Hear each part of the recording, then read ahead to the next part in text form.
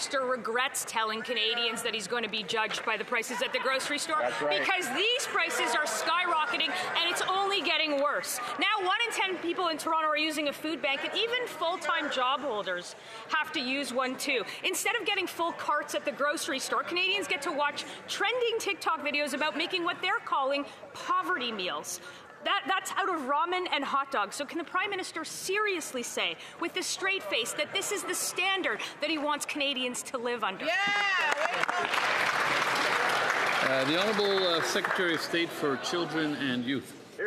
Thank you, Mr. Speaker.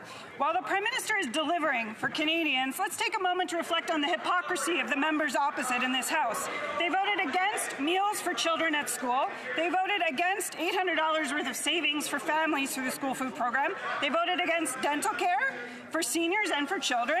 And they voted against saving parents thousands of dollars on childcare. If the members opposite want to talk about judgment, Mr. Speaker, they should start by looking at their own record. Thank you, Mr. Speaker. The Honourable Member for Thornhill.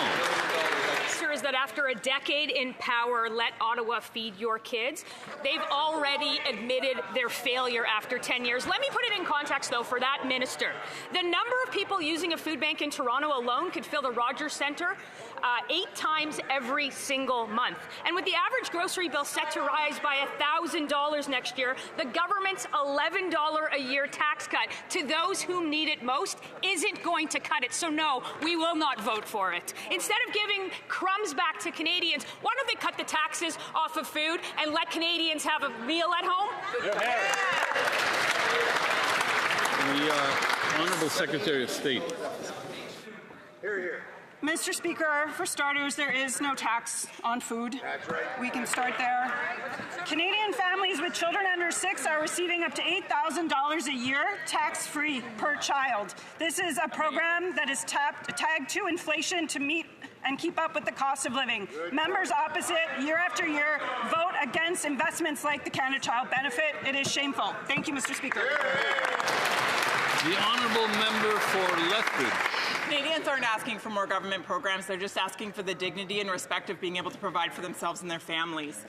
Right now, Canadians are struggling more than ever to be able to afford things. And in my riding, I just received a phone call from an elderly gentleman who shared with me that he's now down to 1 meal per day. And he's desperate, and he's without hope. And he's looking at this government and he's saying that they've abandoned him. And so he's looking for an answer.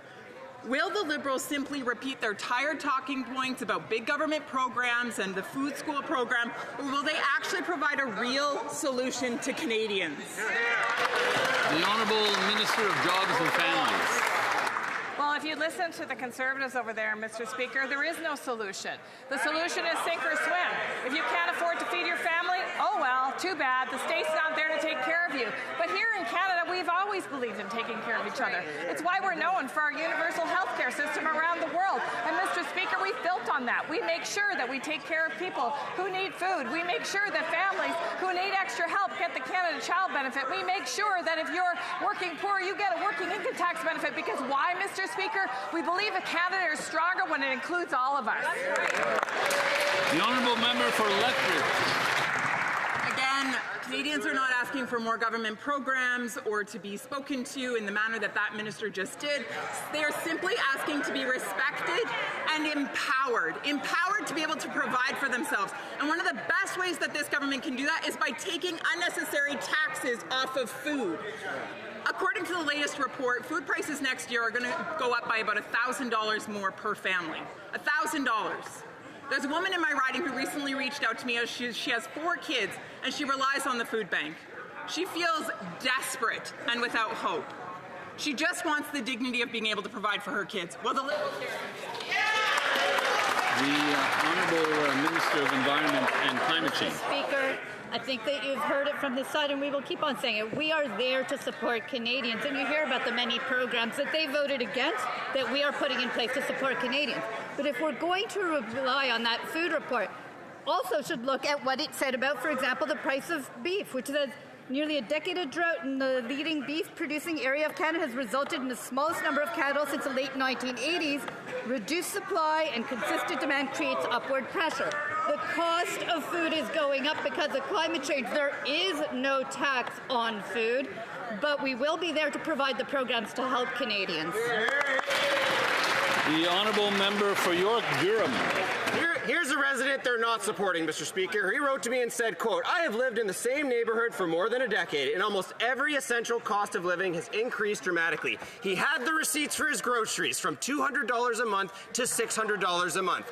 And what did the Prime Minister say? We should judge him by the price of groceries at the store. Well, that's some judgment, Mr. Speaker, some failure. And next year will get worse. Canadians will pay $1,000 or more, according to the Food Rights Report. Given those struggles, will the Prime Minister end his inflationary spending, scrap the carbon tax, and get rid of the new fuel tax?" The Honourable Parliamentary Secretary to the Minister of Finance. Mr. Speaker, it's almost the holidays. Goodwill to all. The opposition leader says, nah, let's circle back next year after my leadership review. Meanwhile, hardworking Canadians wait for a well-earned tax break. They wait for a $50,000 first-time homebuyer's tax cut. Children wait for healthy meals at school. Families and seniors wait for affordable housing. And in addition to that, that member won't even stand up in this House and support the healthcare infrastructure fund that would build a hospital in Durham region that's badly needed for families. He should be ashamed of himself. The Prime Minister told Canadians that he should be judged by prices at the grocery store. Well, Canadians have judged, and they're angry. When the Liberals came into office in 2015, the Canadian grocery bill was $159 a week. And after 10 years, it's more than doubled now to $338. Greg from Kamoka wrote me to say that he's sick of the rules for you and not for me attitude. Speaker, families can't afford meat and they're lining up at food banks while these Liberals continue to feast at public expense. So why does this Prime Minister think that he deserves luxury while Canadians can't afford lunch? The Honourable Secretary of State for Sport. Thank you, Mr. Speaker. You know, watching the leader of the Conservative Party lose in slow motion today has been a little bit amusing, but what's more interesting is watching him do it with a big grin on his face because he's so proud of himself. He's proud to vote against childcare, and he's proud to vote against school food programs, and he's so proud to vote against affordable housing. But what else he's proud of today, he's also proud to call climate change just weather. And he's also proud to refer to Indigenous people with a possessive noun. They're not ours.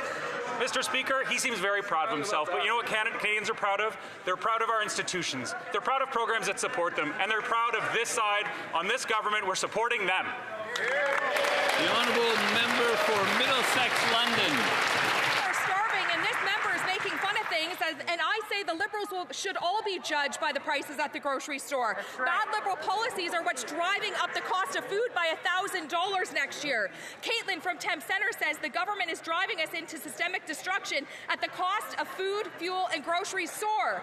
Elber from Strathroy asks why the Prime Minister promised cheaper groceries, safer streets, and more homes, but after 7 months, all he's delivered is higher prices, higher crime, and less for hardworking Canadians. So do the Liberals even care that there's over 2.2 million visits to food banks, or are they just here to help Brookfield line the Prime Minister's pockets? The Honourable Secretary of State. Thank you, Mr. Speaker. First, there's no taxes on groceries. There's no taxes on food. There will never be taxes on groceries, and there will never be taxes on food. And that member's a farmer. She should know better. She should know that the industrial carbon price has absolutely no impact on the cost of groceries, Mr. Speaker. They keep talking about things like the price of coffee. Maybe they should stand up and talk about how industrial carbon pricing in Canada affects the Colombian price of coffee, Mr. Speaker. It's absurd, Mr. Speaker. They're very, very proud to vote against all these programs that support Canadians, but if they could just provide Canadians with one solution to help them at the grocery store over this holiday season. Merry Christmas. Yeah, truly, Merry Christmas.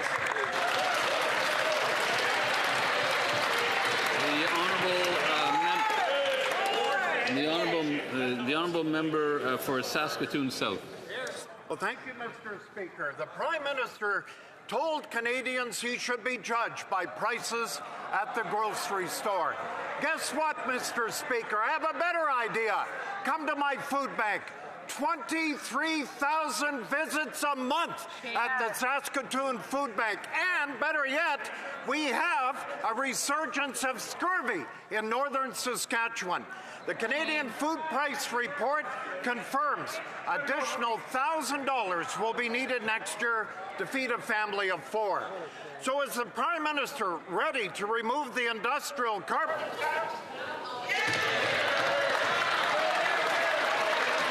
The Honourable Secretary of State for Rural Development. Thank you very much, Mr. Speaker. Let's see, what has this tired and old opposition accomplished in the last 10 years? Addressing food affordability, zero achievement. Addressing housing needs, zero achievement. Building major projects, zero achievement. Addressing the challenge of tariff, zero achievement. But their negative attitude towards Canada must stop. Because if they don't stop attacking Canada, I'm saying today I'm going to take every single one of them off my Christmas card list.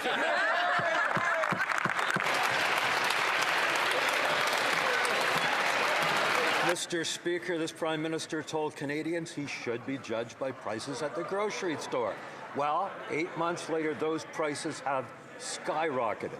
I've heard countless horror stories in Edmonton of families struggling to afford food.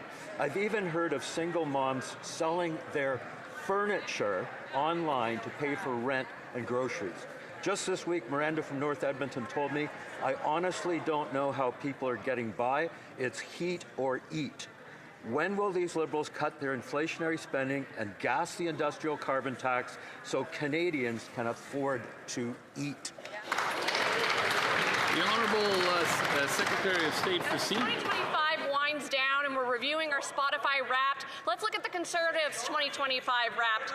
In 2025, the Conservatives lost their 4th election in a row, spent Alberta's money on a by-election so they could say they created at least one job, invented imaginary taxes, and presented a platform with no plan to support seniors or families. Mr. Speaker, they need to work on their playlist because they are not listening to the same tunes as Canadians.